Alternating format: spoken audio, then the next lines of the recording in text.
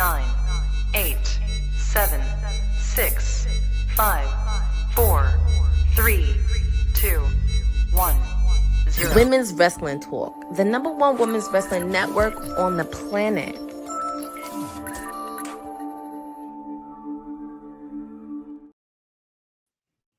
What up, y'all? What up, y'all? Happy Monday. It's been a minute, man. It's been a minute. I am happy to be back. TK Trinidad here for Women's Wrestling Talk, the #1 women's wrestling show on the planet, WWE Live, the Monday edition. Now, let me know in the comments where you are hailing from, what city, what state, what country, all of that good stuff. Hey, Eric. Hey, Brandon. Also, our super chats are open. So what do you mean by our super chats are open? That means that for $2 or more, you can ask me what I've been up to, because it's been crazy, or anything else, what Ced's been up to, where everybody's at. If we're gonna have a pay-per-view this weekend, which we will, all that good stuff for $2 or more on the super chats. With that being said, I am not alone. She's been holding it down. The PR princess herself, Miss Courtney Rice, is in the building. How are you doing, Courtney? It is Happy Friday. If you're like me in the East Coast, we are Happy Friday. Oh God, it's Monday. Oh my God, it's Monday. Happy Monday. If you're like me in the East Coast, we are covered in snow. 24 inches of snow to be exact. And we're supposed to be getting a lot of snow this week. So it's kind of a good thing that it is a snow day, because I'm happy to be here on the Monday edition, because we do have Elimination Chamber this weekend. And yeah, we have Monday Night Raw happening at the top of the hour. It's so funny because last week or this weekend, I don't know, it was kind of cold. It was cold in Los Angeles. And for y'all know I'm from Toronto. But I don't have that Toronto thick skin anymore, because I was shivering. So I cannot imagine being in the snow. We have people 30 minutes outside of Atlanta. We have Puerto Rico. What up, Puerto Rico? And Texas as well. So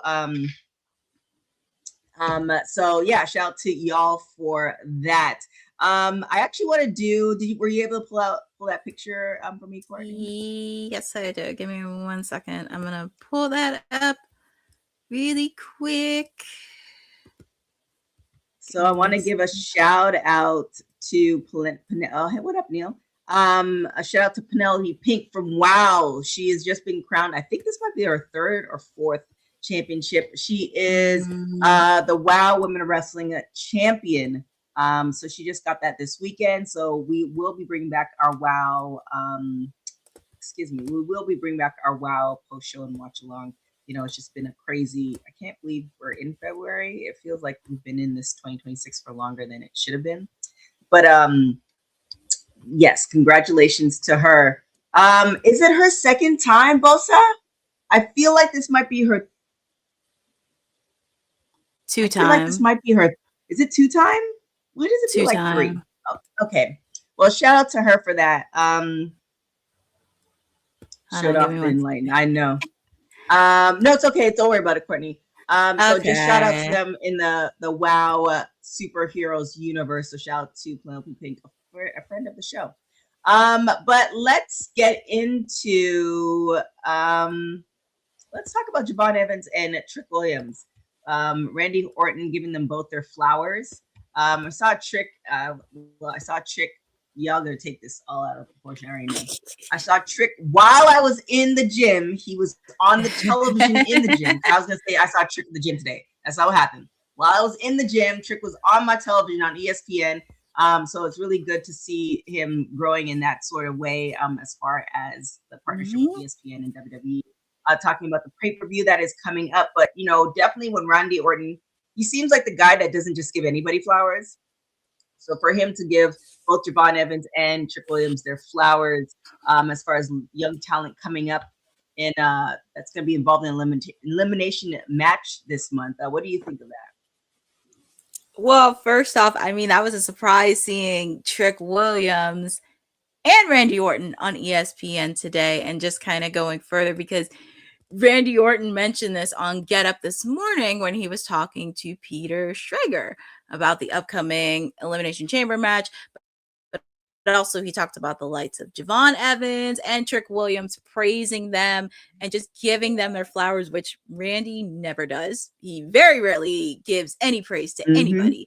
But we've seen Javon Evans go one-on-one with Randy Orton in NXT. We have seen him interact with Trick Williams on SmackDown. So it's very refreshing to see this, and especially Trick Williams being, I've seen a lot of people give positive reviews on Trick Williams because he's doing all these media tours to support Elimination Chamber. As I mentioned, he's on First Take on ESPN. He's on other local stations. So it's really nice and refreshing to really do that. And I do think him, because I know we are doing both predictions on Friday, but it's nice to see and Javon definitely getting a lot opportunities, and also they're definitely going to be a few standouts for this weekend ahead of Elimination Chamber. Yeah, and with that being said too, I know we've talked about it extensively as far as, you know, WWE not propping up their newer superstars, and, you know, once everybody starts going, like I mean, obviously we lost Cena, but, you know, the Randy Ortons and everybody else of that ilk of that era leaving, you know, who's next? And the fact that they are putting Trick Williams on ESPN, that looks like they're, you know, getting a plan, you know, a recognizable face that's not from the old guard. So definitely kudos to WWE for doing that. And I'm venturing to say, and they're probably going to start doing more of that. We're going to start seeing more superstars on programs like ESPN, or even like, you know, Sherry Shepherd's done, but, you know, shows Sherry like Shepherd, that. no, she's not on TV, but I get Crazy. what you're saying. Because, I mean, obviously, of course, with the partnership WWE and ESPN, that's like obvious. So you're going to be seeing a lot more of that. And especially, don't be shocked if you see a lot of stars ahead of the NFL draft next month. Yeah, there's going to be a lot of crossover. I definitely think there's going to be a lot of crossover, and there's going to come a point where it's going to be too much, but, you know, we can't worry about that right now. But what we can worry about is WWE Elimination Chamber. So WWE introduces new blackout rules ahead of Elimination Chamber. This comes from WrestleZone. So you want to talk a little bit more about this part?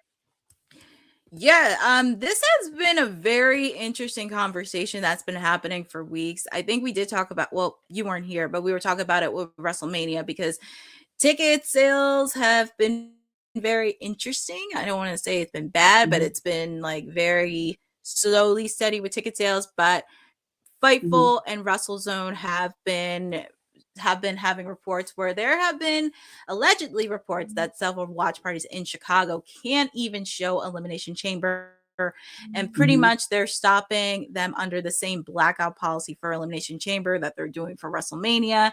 And officials reportedly want fans to attend the event in person. They don't want them attending in nearby. So that kind of has the same field as it is. And it also has been confirmed Chicago businesses have raised a lot of complaints about this, because in the past, usually you see businesses, whatever city they go to, a lot of people do have successful watch parties. Like if you can't go to the event in person, if you can't afford for it, you can go to a watch party that does air any PLEs within WWE. But it's pretty much the same blackout, using the same 50-mile radius as they would with WrestleMania in Vegas.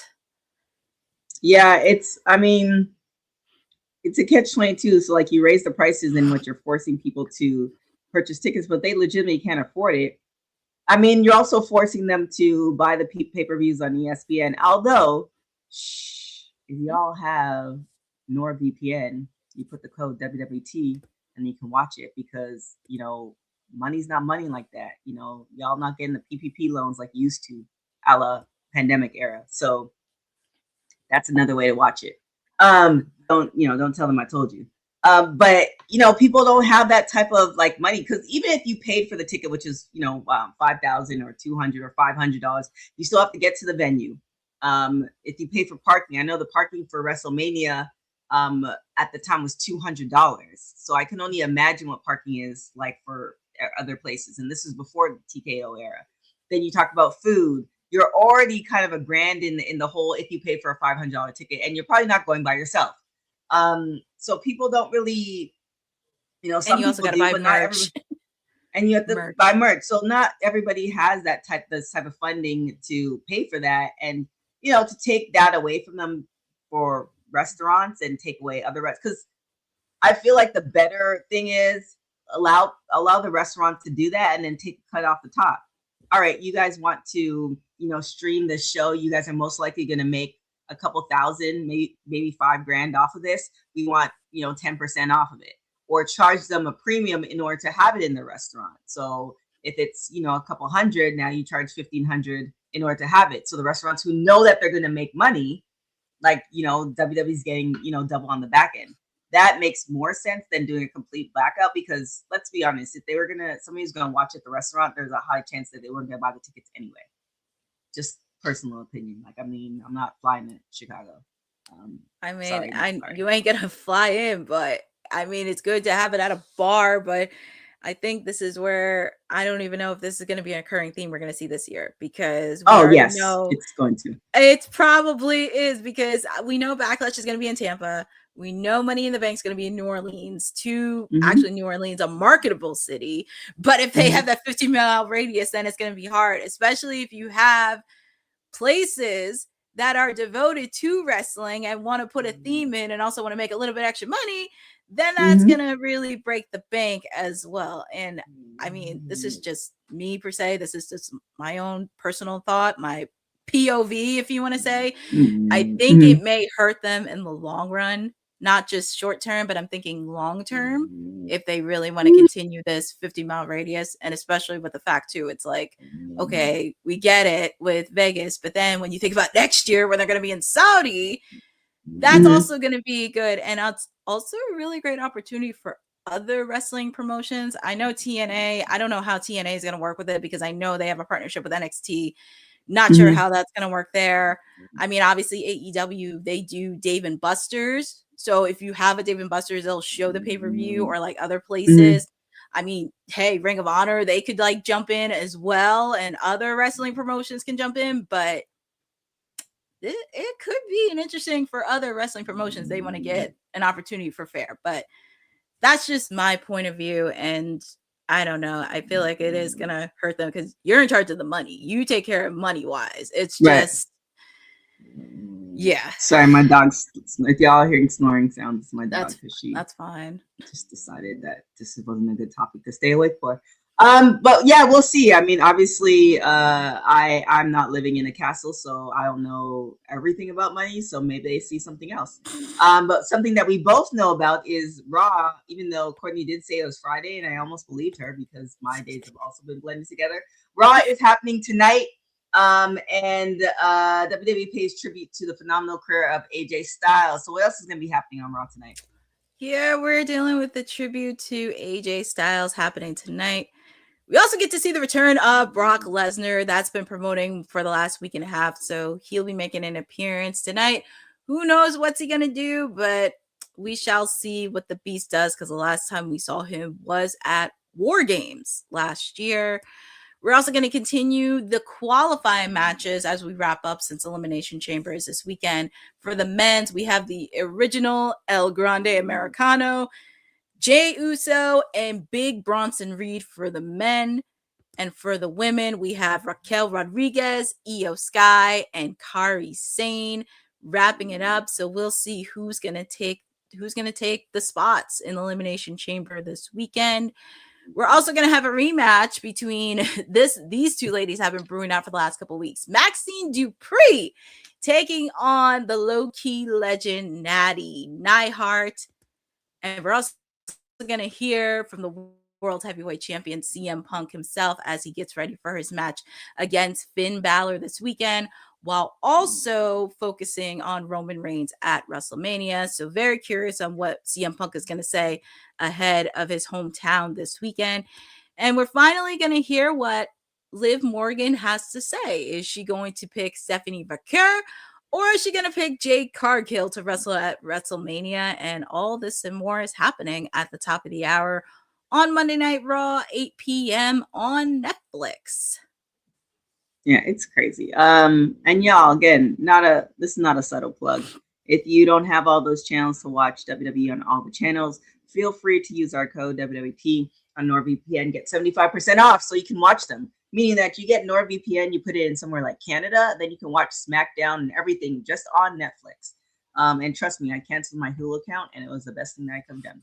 So I am really looking forward to Maxine Dupree and Natty. I really like how they're playing the long game in this and how they play the long game for Natty. I think we are calling for her to become this version of herself for a while.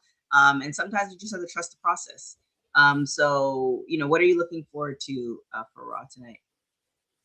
I think it's going to be very interesting for Raw. CM Punk, right before Finn Balor, very curious on what's he going to say, because I know him and Finn have been brewing up for the last couple months. I mean, I know weeks, but they know each other so well with the history.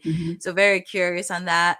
Also, with AJ Styles, I don't know what they have planned for AJ, since it is going to be in his hometown, and I'm pretty sure Gunther is going to be close by. I'm pretty sure he wants to interrupt his good going away party. Also, with Liv Morgan, I mean, she's gonna have to make a decision. She already was on SmackDown with Jade, but after what happened last week, I do have a feeling she's gonna choose Stephanie Baker to challenge for the women's world title. Yeah, it's gonna be I mean, another exciting Raw. Like I remember the first time they did a live event on Netflix. It was that Chris Rock stand-up, I believe it was. I think it was a stand-up. I think it was Chris Rock. And to see how far Netflix has come to this point where they're doing live events every Monday, well, essentially everywhere on Netflix if you have that VPN, is awesome to see. And you know, one thing's for sure, the production value of WWE, you can't compare to anybody else. So it's gonna be a good show, and we'll see how it leads up to Elimination Chamber. Yes, indeed. Then we have let's talk about Thunder Rosa. She made a big comeback recently, which I'm happy. I almost thought, because we hadn't seen her in such a long time, I thought, you know, she's been in and out. She, you know, kind of plagued with injuries, not back to back, thankfully, but she made her comeback to AEW. Now, with this iteration of it, how do you think it's going to play out for her? Well, I'm happy to see Thunder back. It was nice to see her at Dynamite last week and finally in action on Saturday. Very, very happy to see her. It's going to be very interesting on how this is going to play out, because I was kind of saying this on my watch along a couple weeks ago, that since Tekla won the AEW women's title, it's going to be very interesting how it's going to play out for the Owen Hart Cup women's tournament, because Tekla's the champ and we don't know who's going to be in it. I mean, we could see Mercedes be in it. We could see Jamie Hayter. We could see Chris Statlander, Thunder as well. But I do see Thunder being in that title picture. I'm very interested on seeing her go against Tekla, since they've never faced off against each other. But also, she's never faced off against Mercedes either. So somewhere down the line, she's going to have to interact with Mercedes somewhere down the line. But I'm hoping they do have a good program for her. I know some people were not very happy when she was champion because it didn't have that umph. But hopefully with Thunder being back, she does have that fire. She has that spirit. She's also a friend of WWT Live. So hopefully she does have the spirit, because reading about Thunder and everything that she's done, I really want her to succeed. And I would like for her to get back a title that she did not lose. Damn, that was a while ago too. Wasn't that like 2 years ago? Yeah, that was like 2-3 years ago. Wow, that's crazy. I mean, that's a storyline in itself. Like I know she tends to be polarizing to some people, which I don't understand why. But I am much a person about origin stories. So I think really you have to understand her origin story to understand who she is, and then of course all the things that she's done for Mission Pro, etc. So there's a lot more. I don't know, maybe it's the Canadian and me just giving everybody chances and believing the best, but I think there's a lot more to her that people tend not to see. So I do hope that this round there's more of a connection with everybody and not just a selected few people. So we'll see how that run goes about. But if you're like, oh, what is her origin story? this is one of the reasons why we create the archive, so you guys can understand how women's wrestling came to be. Women's wrestling didn't just show up yesterday in glitter boots. We've been here the entire time, body slamming through history. The Women's Wrestling Archive launches 2026, and it's going to pave the way for all women's wrestling. Because if we don't document it, a man might say he did it first. This has been a passion project for a very long time. Head over to the womenswrestlingarchive.com to donate 1, 5, or whatever you can. It all goes a long way. Let's give these women the spotlight that they've always deserved. Her story belongs in history. Help us preserve it today. Join us at womenswrestlingarchive.com. Support the archive. Support women's wrestling. Donate today.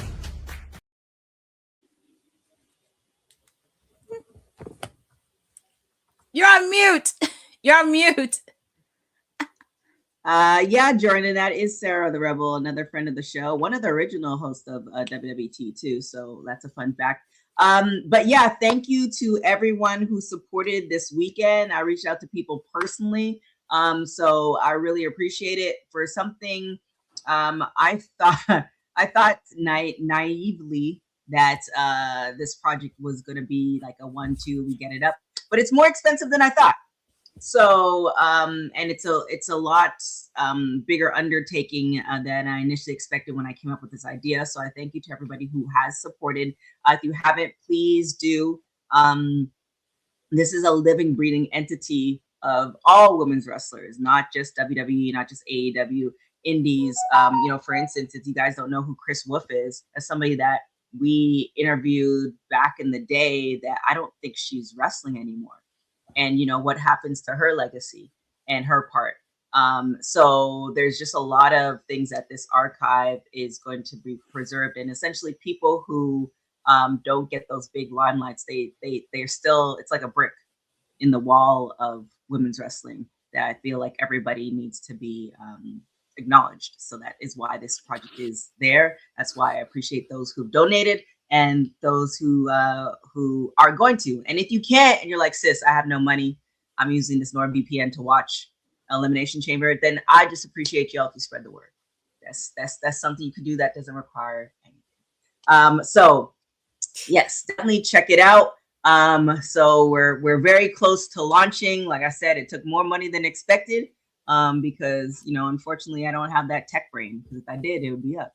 But with that being said, let's talk about Swerve Strickland. He says AJ Styles is more than capable of making a jump to AEW. Now it's kind of funny, not funny, but like the back and forth with WWE and AEW as far as wrestlers is interesting. I mean, I'm sure we've seen this before AEW is around with other promotions. But does it always have to be an automatic jump? Like if somebody is leaving somewhere else, do you think, okay, well, AEW is the next thing for them, or can they just be done? Like, it just doesn't seem like that's like not an option for wrestlers.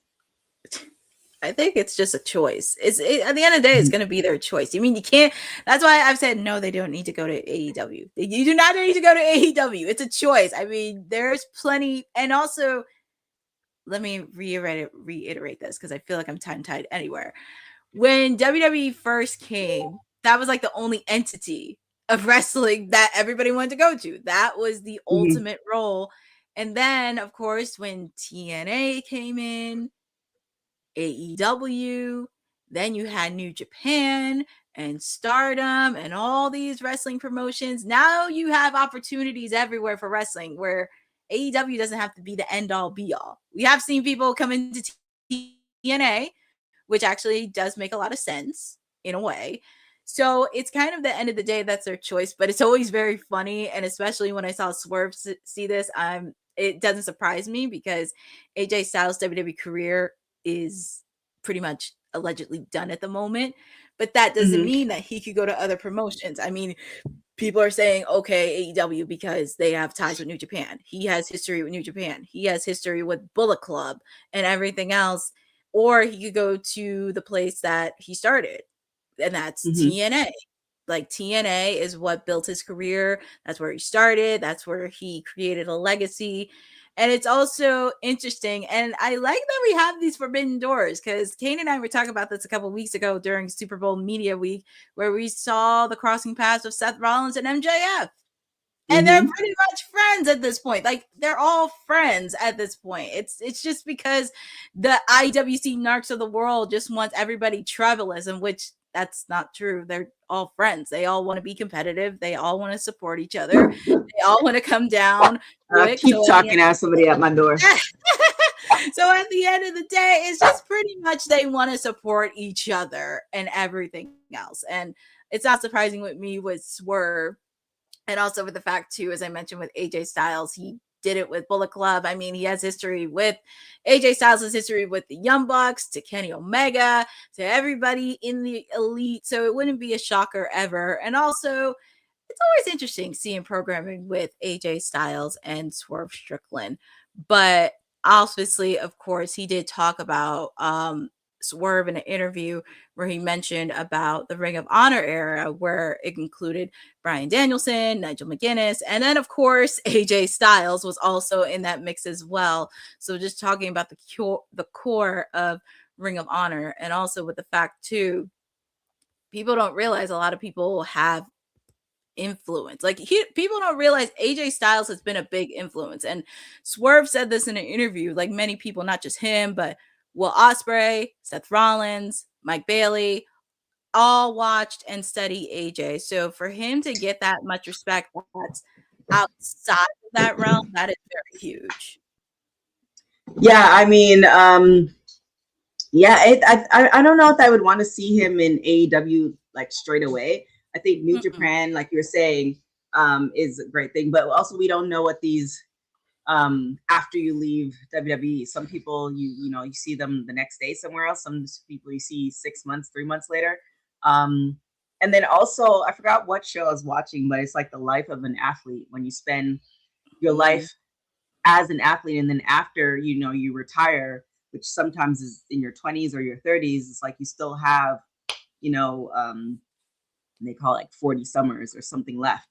And then what do you do then? So I'm imagining for him, it just be like, okay, well, this is what I've been doing.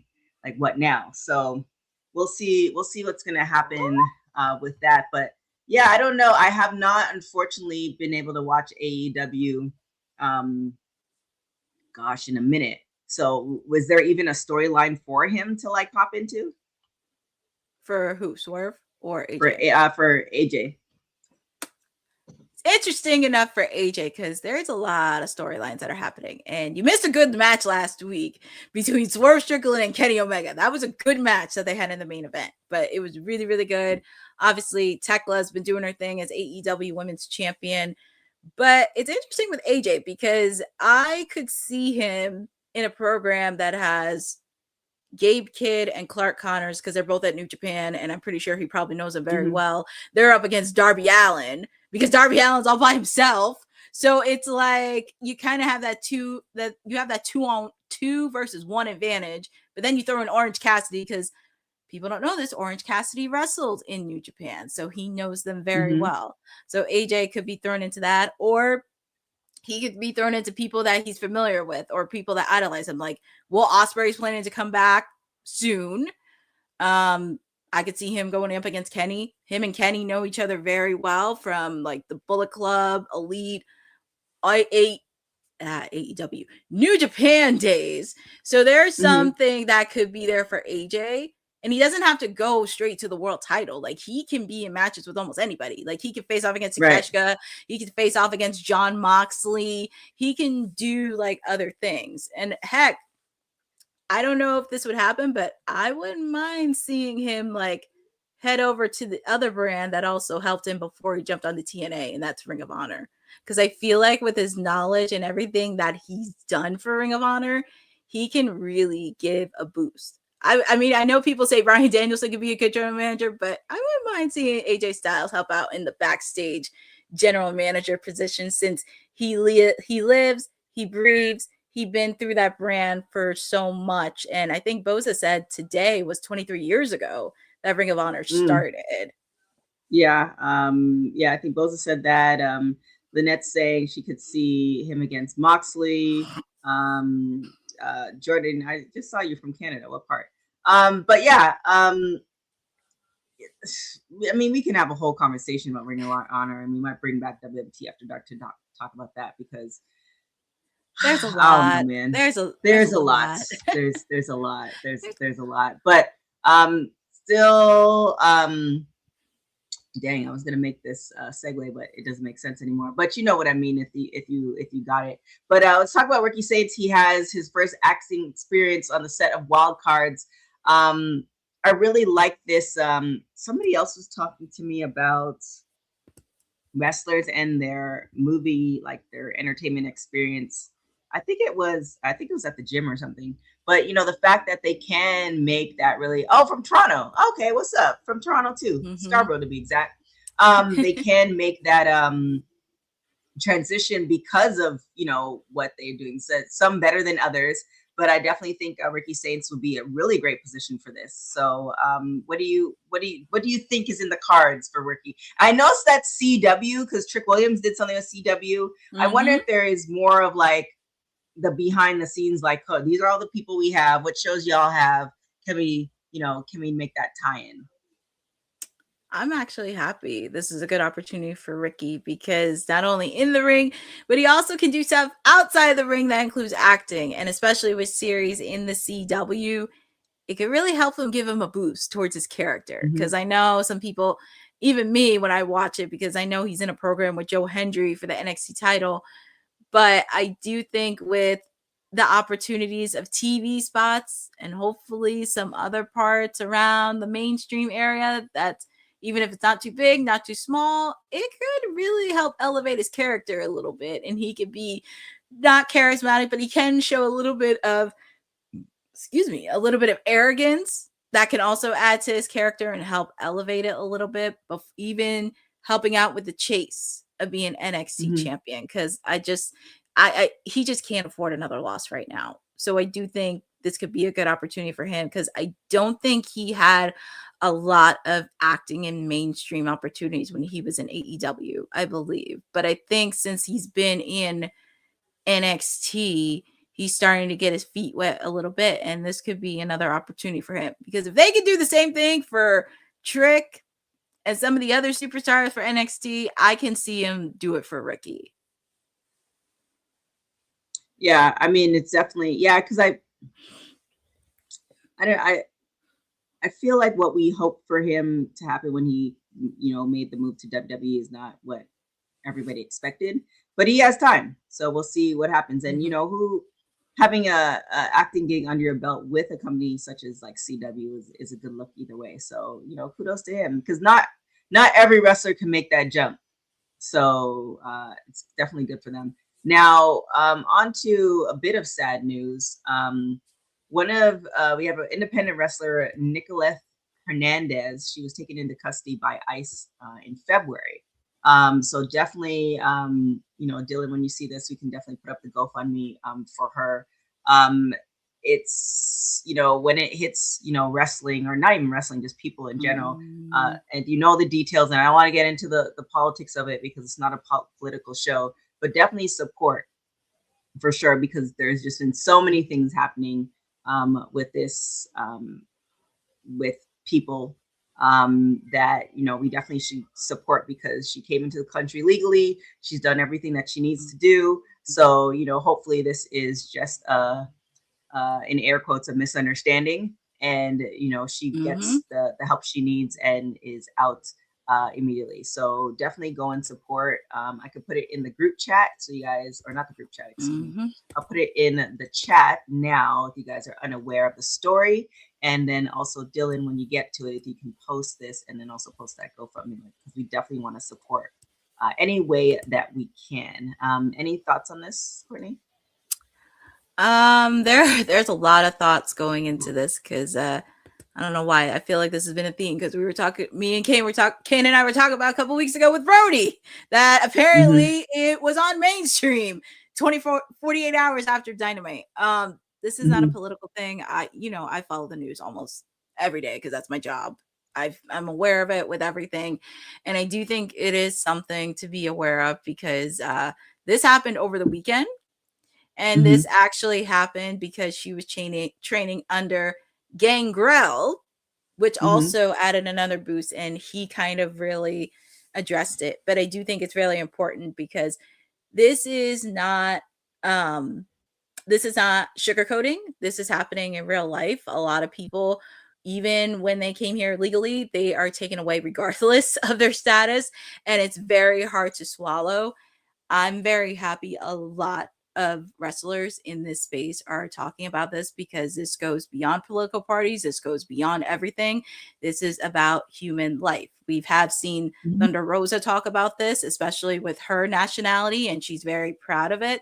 We have seen, as I mentioned, Brody King talk about this. We have seen Mick Foley talk about this. We have seen Hangman Adam Page, and along with many other wrestlers that have been talking about, and I think Becky talks about a little bit about this. I could be wrong. I think Becky, but I'm very happy a lot of wrestlers are having that self-awareness because, as I mentioned, even though wrestling is supposed to be escape from everything that's happening in the world, fortunately, it's entering in the space, which can get a little bit dicey. And I said this a couple weeks ago because this is a whole arena, not just with like Brody King at AEW. It's just wrestling overall. And especially if you don't do your homework of basic, it's not like, advanced. This is basic 101. It can get very dicey. So this is where I give a PSA to all PR teams and media teams of all wrestling to really educate on what's really happening because the political space is no joke. And some people in that space will eat you alive if you have no idea what's happening. But note to legacy and everything else, if you need somebody to talk about it, I am happy to talk about it from that perspective because it can get a little bit crazy. And this is no disrespect to Sean Ross Sapp or Dave Meltzer, but this is something that should not be toyed with because, like I said, it deals with human lives, it deals with human beings, and this is something that is happening every day in real time. Yes, it is very much so, and we'll leave it there. However, I think despite what your political beliefs are, she's following the law. I don't even want to go into all that. She's following what people are saying for her to be in this country legally. So with that being said, I definitely say, you guys go and support. And again, if you can't support monetarily, the sharing costs nothing. So definitely do that as well. We hope for her to get out safely and quickly because the stories have been no bueno. Horrendous. Horrendous. That is the word itself. From that, let's talk about Daphne real quick. Daphne Lachey. Deshawn, excuse me. So she had a tragic incident that happened with her family a couple weeks ago. And again, the wrestling community showed out and showed up. Y'all, this is definitely not a political thing. If you don't have life insurance, it's a real thing. This is why, and I'm not speaking for Daphne. I'm just seeing this is what I see in Los Angeles all the time. People are standing on the corner when a family member passes away because they need money for a funeral. Funerals are not cheap. And or just knowing what that person or if yourself, what you want when the end does come. These are conversations that definitely need to be happen, whether it happens sooner than later. But what I am thankful for is the wrestling community did step up and supported her financially to get this done. So definitely it was crazy thing that happened. And it's never hard when you lose somebody, like, period. No, like, doesn't matter. So to have that type of outpouring, I can only imagine how she feels. But yeah, you want to kind of talk about that, Court? Yeah, it's very hard to say because she posted this on her social a couple weeks ago regarding the situation with her family. A lot of people have stepped up to the plate, which I was very happy because she set up a GoFundMe page and she got support from almost everyone in the wrestling community, which was very nice. It wasn't just WWE, it was everywhere. And I was very happy to see many wrestlers step up to the plate and really give her that support. And it's just like, this goes beyond, as we're in a crazy crisis right now. This kind of goes beyond, because at the end of the day, she is a person that did lost her beloved family members. She lost her grandparents, her uncle, and her cousin, but she was very overwhelmed with the support. And I think it is important that we do show up and step up to the plate. Even if you can't donate, it's always good to share the link to at least raise a lot of awareness. And also, I know you were talking about life insurance, but this is the reason why Jesse Ventura said he needed a wrestlers union. I just wanted to put that in there. That's what Jesse Ventura wanted. Yeah, that's a whole yeah. Oh well, yeah. I'm glad that you're Mr. Will's number one fan. I like it.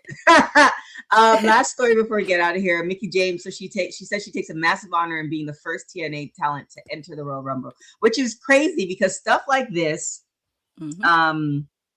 Man, what was I think it was a John. I was watching last week tonight, and I think John Oliver referred to, I don't know, something that happened like 10 years ago. And he's like, doesn't that make you feel old? Because think about it, the pandemic was 6 years ago. It doesn't seem like it, but to some babies, like they were born then. Anyways, the fact that you can remember this moment, and when Mickie James refers to this, is kind of crazy because it doesn't seem too long ago, but it was long ago. And now everything that's happened, because at that point we never thought it was going to happen. We never thought something, especially with WWE at the time. So it was 2022 that it happened, and prior to that it was like WWE was not having it with anybody. Now they've kind of loosened their reins just a little bit, but to think of that she was the first, and to see the crossovers is insane. So what do you think of that moment? And then what do you think is gonna, do you think any other surprises we're gonna come? Because it seems like they've blown the forbidden door is wide open right now. They're pretty much blowing it in a way, and it's kind of crazy. But I do want to give a shout out to Rob Williams from BCP, Tommy Fiera, the wrestling collector, because that's where Mickie was at over the weekend. Shout out to him because he did a good interview with Mickie. Yeah, because before that, you never would have suspected TNA and WWE to have that forbidden door crossover. Because I remember when I watched TNA in like 2003, 2004, 2005, they were taking shots at WWE on their promos, on their commercials, and didn't think that would happen. But here we are. We are seeing that transition, especially with TNA having a partnership with NXT, because now it's starting to pick up just a little bit. I would not be shocked if we see a lot of surprises. I did not expect Mickie James to come out on TNA attacking Ash by Elegance, but it looks like there's going to be a feisty program with those two ladies. And also with the fact, too, you have Ariana Grace being the new TNA Knockouts champion. That's also interesting in itself, but I wouldn't be shocked if there was many crossovers as we've seen in the TNA space. I mean, we have seen that happen with Daria Ray, formerly known as Sonya Deville. She's over on TNA. We're seeing Elena Black, formerly known as Cora Jade, be on that roster. I would not be shocked if we had more surprises from TNA throughout this year. Because for some odd reason, there's always a surprise after surprise, and you did not expect TNA would be the direct route. Right. Yeah, we'll definitely see. I mean, with everything that is happening. But yeah, Mickey's always, her personality. She was the one who, was it Evolution that they had for NWA in St. Louis? What was it called? Man, it was like the women's event that happened in St. Louis, I think like 6 years ago. Actually, probably more than that. So, I'm always grateful for her, for another friend of the show. And just continued success in being the trailblazer that she is. But yeah, we'll see what happens, because none of this we could predict in wrestling, because it's wrestling. None of this stuff. Did you ever think that Vince McMahon was going to be out of WWE like 10 years ago? It was like unheard of, and now we have a whole different post Vince McMahon era. With that being said, now will we have a a post show for Raw, you all will have to tag and DM the mayor to see if he's going to get off his throne to do such things. We'll see what happens with that. But with that being said, Courtney, where can everybody find you? The people can always find me chirping sporadically on WWT Live as I can, because I'm stuck in a snowstorm for the next couple days, so it gives me enough time outside of work. But Wednesdays, you know, it is 100% timeless elite Wednesdays with me. AEW Dynamite, which is every Wednesday, and we are pretty much on the road to AEW Revolution in LA. A lot is happening. Please make sure to check out Denise Salcedo's show during AEW Revolution weekend, because she will have Willow Nightingale. So I'm sure we'll see people from WWT be there. I'm sure they'll be there at Revolution in Los Angeles. So make sure to check out the watch along as well. Make sure to follow ISPW Wrestling, because 2 weeks ago I was on the call for the Glitter Ticket Rumble. So shout out to Tiara James on winning the Glitter Ticket Rumble. Shout outs to her for winning the briefcase, because we know she does have a shot against Tina San Antonio, who is the reigning ISPW Women's Champion. So make sure to follow ISPW, because I said over the weekend they had Mickie James there. Next month, they're going to have Indy Hartwell there. So please, please, please make sure to follow them. Also, make sure to follow me on my socials, because I do have a lot of stuff happening.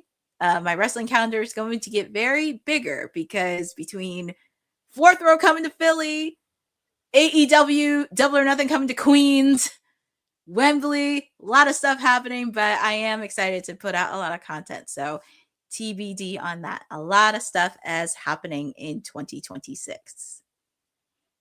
Yes, for sure, for sure. Yes. And like I said, we are going to have our WOW Post show.